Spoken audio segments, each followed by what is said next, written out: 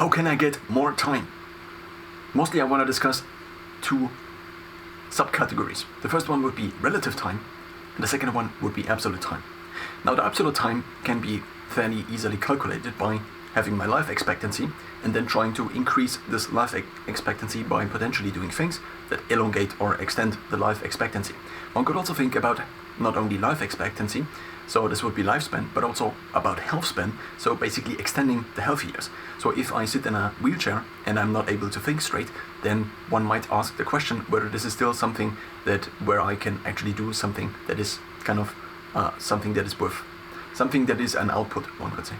So if I then think about health span, then I could assume that I have healthy, that I basically have a span of healthy years in which I can do things.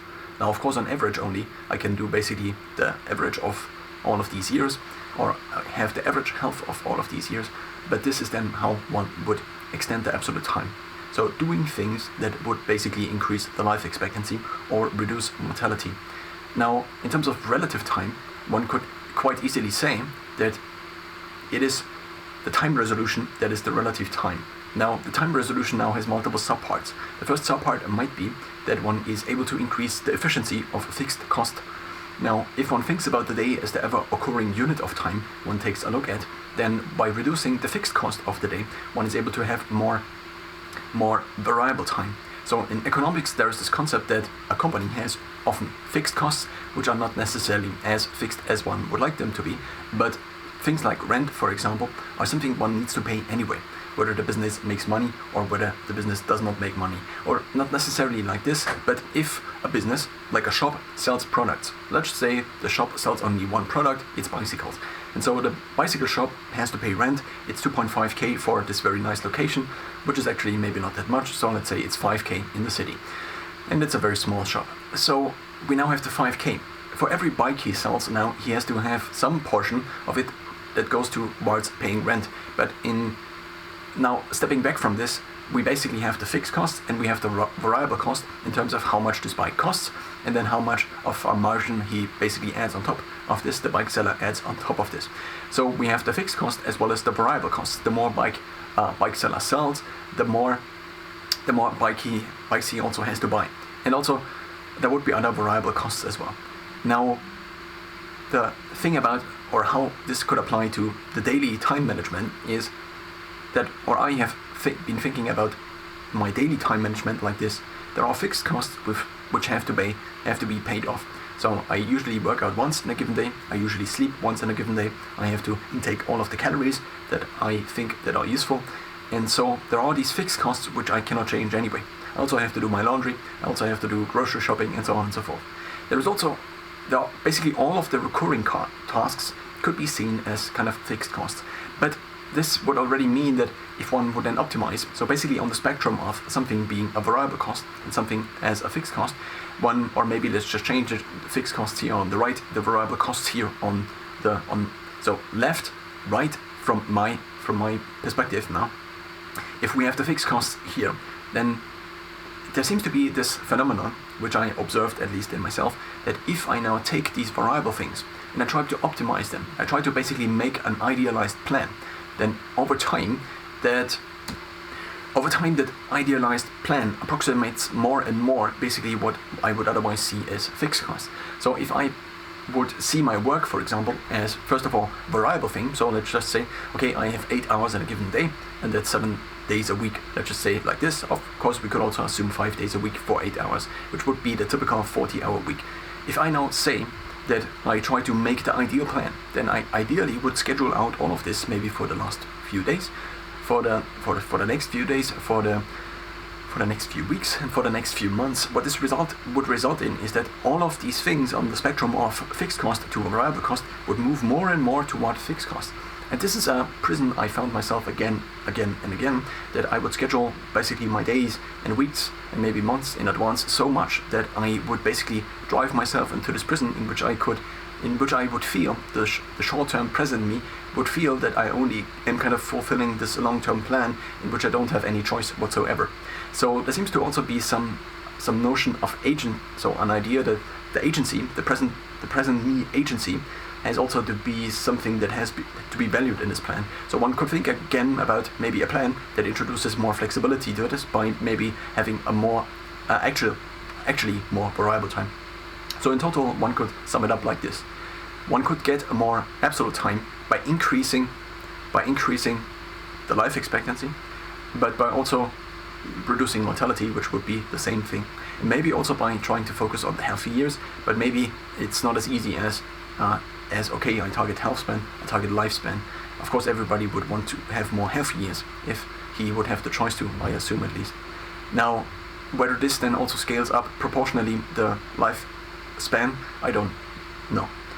In terms of now relative time, one could think about basically this concept of fixed daily costs and how to reduce the recurring costs and therefore free up more variable time in a given day, but also then the problem of this scheduling dichotomy of, on the one side, fixed costs, on the other side, variable costs, in which one has to move back and forth, exists. I want to add, so I am already kind of in the summary. Nonetheless, I forgot actually one of the biggest points, which is that one could also try to increase the time resolution. Now, the time resolution would be, the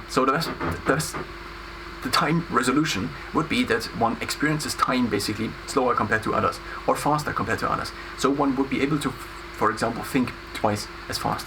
In terms of maybe listening to something, one could quite easily say, if I am listening to something and I understand it the same as I would at 100% speed, but I can listen to it at 200% speed, then I would basically be saving time.